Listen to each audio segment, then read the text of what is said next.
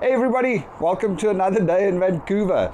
Today was one of those funny days. We started the day with beautiful sunshine. It looked like it's going to be a pearler of a day. Then an hour or two later it started raining a little bit, drizzling, and then suddenly it was a really hard rainstorm. And a couple of hours later it snowed. Connor came from school in the snow, and then after that it kind of hailed, this haily, rushed, icy, slushy thing. And now it's clear again, although there's some snowflakes falling again. Here's some snowflakes, one or two coming down again. So it was one of those days, gone from a very sunny day to a gloomy day to a snowy day to a hail day, and looks like we are in for snow again tonight. Wow! You should actually see it. Hang on a sec, I want to show you. I don't know if you can see it up there on the mountain. Check how it's snowing over there. It's crazy. Any which way. So there you go, that's one of those Vancouver days. A couple of other interesting things that happened. So our neighbors next door, just down here, 2 days ago, not last night, the night before, at 2 a.m. the neighbor wakes up to a huge ruckus. He runs outside to find a bear had made a hole in the side of their house and dragged their fridge out. So it's not their house actually. What they have is they've got a deck, and the deck is closed with those latticed woods, you know, that's like, it's wooden lattice, so it's like a wall, but with, you know, it's a lattice work, it's got little holes in it.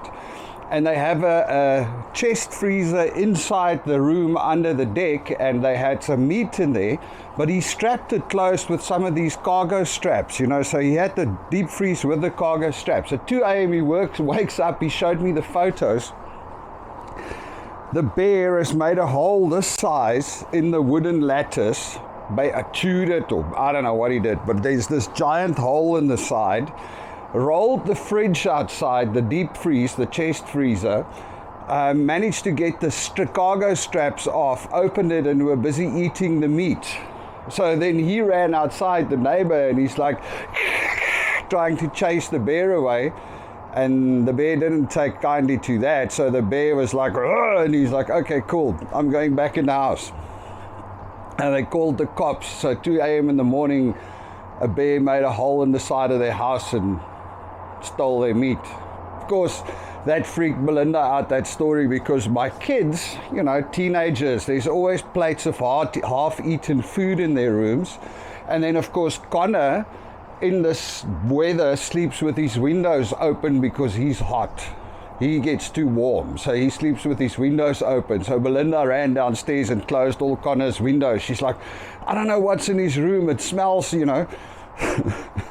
Maybe there's some half-eaten food or something, because he sleeps weird hours. He sleeps after school, and then he wakes up at 10 p.m. and then he's up till 2, 3, 4 eating, and then he goes to sleep again. Very weird. But anyway, so my wife was very worried about we open windows and the bear that's obviously running around here. And Angelique, on the other hand, she just wants to put some food out and see if we can see the bear. So anyway, that was interesting. Another interesting thing, well, interesting.